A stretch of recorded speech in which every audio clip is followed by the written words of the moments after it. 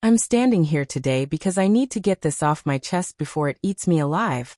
And I need you to tell me if I'm the villain in this story, or just a messenger of a truth that was always going to come out. Imagine you're at a New Year's Eve party. The champagne is flowing, the music is thumping, and everyone is counting down the seconds to a fresh start. But you're holding a secret that acts like a ticking time bomb in your hands. I had to choose between keeping a lie that protected my family's fake reputation, or dropping a truth that would leave everyone I love in ruins. Was I wrong for what I did that night? Tell me, honestly, if you would have had the courage to blow up your entire world at the stroke of midnight, or if you would have stayed silent to keep the peace. My story doesn't start at that party, though. It starts years ago in a house that looked perfect from the outside, but was built on a foundation of unspoken rules and high expectations. My parents, Sarah and Robert, were the pillars of our community. My dad was a high-powered attorney, the kind of man people went to when they needed a problem to vanish. And my mom was the beloved elementary school teacher, who everyone thought was a saint. Growing up, my sister Emily and I were the golden girls. We were well-behaved, we got straight A's, and we played our parts in the family portrait perfectly. But underneath that surface, there was always a tension, especially with Emily. She was the sensitive one, the artist, the girl who felt things too deeply for a world that demanded clinical perfection. While I went off to the city to start a career in corporate marketing, Emily stayed behind to attend a local art college, but within a year, she dropped out. My parents were mortified.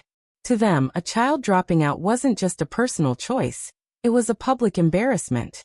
They cut her off financially, trying to tough love her back into submission, and that's when Emily started drifting. She would come to visit me in the city, and I could see the light fading from her eyes. She was lonely, she was broke, and she was desperate for someone to tell her she was enough. I tried to be that person, but I was busy with my own life, my own promotions, and my own distractions. I didn't see the predator circling her until it was far too late. The secret dropped into my lap on a Tuesday in October. Emily showed up at my door unannounced, soaking wet from the rain, trembling so hard I thought she was having a seizure. When I finally got her settled on the couch with a blanket, she looked at me with eyes that seemed 1,000 years old, and told me she was pregnant. My heart stopped. I was thinking of the logistics, the doctors, our parents' reaction, how we would handle the scandal. But then she told me the father's name, and the room started spinning. It was Mark. Mark wasn't just some guy. He was my father's lifelong best friend and business partner. He was the man who had been at every Thanksgiving, every birthday, and every graduation. He was the man who had held me when I was a baby and whom my father trusted more than anyone on this earth. He was also 58 years old, married to a woman we called Auntie Susan, and the father of 3 children our age.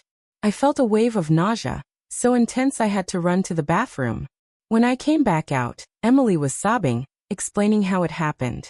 She was at her lowest point, and Mark had offered her a job, doing some clerical work at the firm to help her get back on her feet. He had used that position of power to groom her, to make her feel special, and eventually, to take advantage of her. She was terrified.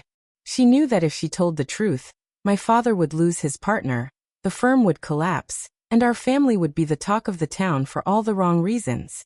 She begged me on her hands and knees to keep it a secret. She said she would handle it, that she would go away to a different state, have the baby and put it up for adoption without anyone ever knowing. Because I loved her, and because I was terrified of the fallout myself, I agreed. I became her accomplice in silence. The months that followed were a slow descent into madness. Every time I had to see Mark at a family dinner, I had to physically restrain myself from stabbing him with a steak knife. I had to watch him laugh and slap my father on the back, knowing he had violated the sanctity of our home in the most disgusting way possible. Meanwhile, Emily was deteriorating. She was living back home because she had no money, hiding her growing belly under oversized sweaters and claiming she had developed a thyroid issue that caused weight gain and lethargy. My parents, so focused on their own status, believed her because they didn't want to see the truth. But I saw it. I saw the way Mark would look at her across the dinner table, a look of possessive warning. I realized he wasn't just a mistake. He was a monster who was still pulling the strings. He was paying for her silence, sending her cryptic messages, and keeping her in a state of constant fear. By the time Christmas rolled around, the atmosphere in our house was suffocating. Mark and Susan were there, as always. At one point, I walked into the kitchen and saw Mark standing way too close to Emily, whispering something in her ear that made her flinch. I felt my grip on the secret slipping. I realized that by staying silent, I wasn't protecting Emily. I was protecting him. I was allowing him to stay a pillar of the community, while my sister withered away in the shadows. That night, Emily came to my room and told me she couldn't do it anymore. She was 7 months pregnant, and the stress was starting to affect the baby's health. She said, "I can't be the one to break Dad's heart, but I can't live like this for one more second. If you don't say something, I think I'm going to disappear." She didn't mean moving away, she meant something much darker. I realized then that the truth was the only thing that could save her life, even if it ended the life we had always known. So that's the situation I was in, and I had to make a choice. Before I tell you what happened next, I want you to pause and comment below what you would have done in my shoes. Would you have kept the secret to preserve your parents' happiness and your family's legacy? Or would you have sacrificed everything to expose a predator?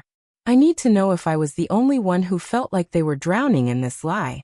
New Year's Eve came, and my parents were throwing their biggest party, yet to celebrate a massive merger my father and Mark had just completed. The house was decorated in silver and gold. A live band was playing in the ballroom, and over 100 of the city's elite were in attendance. It was supposed to be the proudest night of my father's career. Emily was upstairs, supposedly sick with the flu, but I knew she was up there contemplating the end of her world. I spent the first 3 hours of the party drinking heavily, trying to find the nerve. Every time I saw Mark smiling, shaking hands, and acting like the man of the hour, my resolve grew. I looked at my mother, who was laughing with Susan, and my heart broke for them. They had no idea that their entire reality was a lie. Around 11:45 p.m., I saw Mark head toward the study to grab a bottle of high-end scotch. My father followed him, and I followed them both.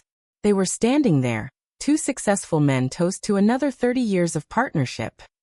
I walked in and shut the door.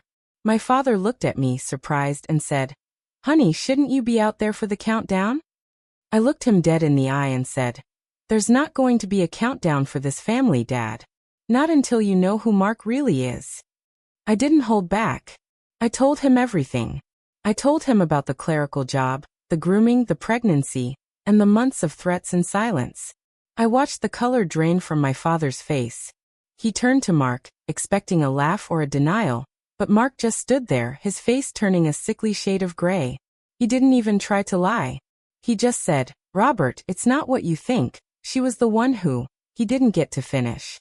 My father, a man who had never raised a hand to anyone in his life, lunged across the desk. The next 10 minutes were pure, unadulterated chaos. The sounds of the scuffle and my father's guttural screams of betrayal drew people to the study. I threw open the door just as the crowd was gathering for the countdown. I didn't care about the guests anymore. I didn't care about the firm. I screamed the truth for everyone to hear.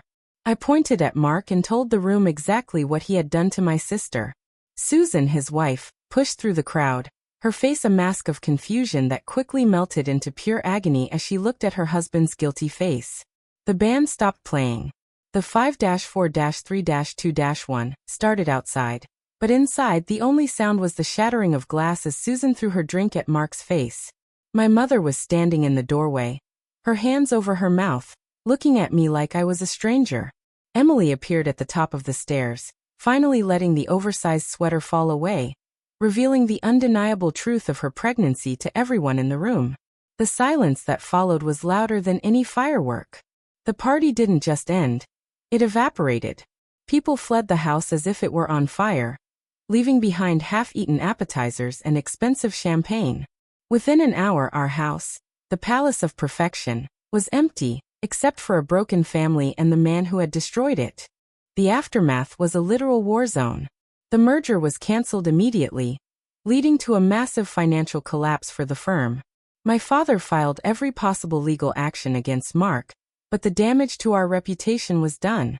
We went from the town's golden family to the subjects of every local tabloid.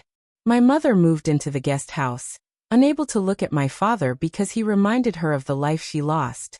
Emily, however, finally breathed for the first time in months. She didn't have to hide anymore. She gave birth to a daughter in February. We named her Maya. She has my father's eyes and, unfortunately, a father she will never know.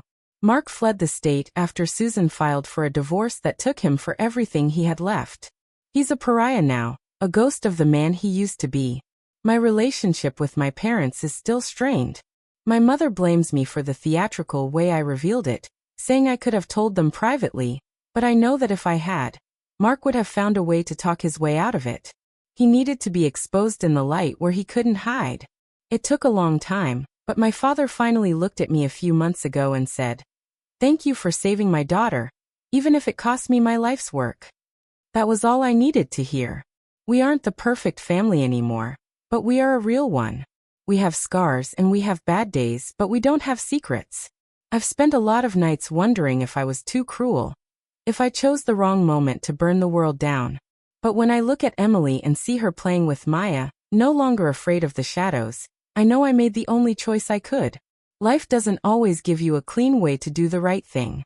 Sometimes you have to be the one to pull the trigger on the life you knew so you can start a new one that's actually worth living. If you think I did the right thing by blowing up the party to save my sister, like this video, it helps me know I'm not alone in this. Subscribe for more stories from the deep end of the Reddit archives, where the truth is always stranger and more painful than fiction. Share your final thoughts on this whole mess in the comments. Did I overstep, or did Mark get exactly what he deserved? I'll be reading your responses. I'll see you all in the next story.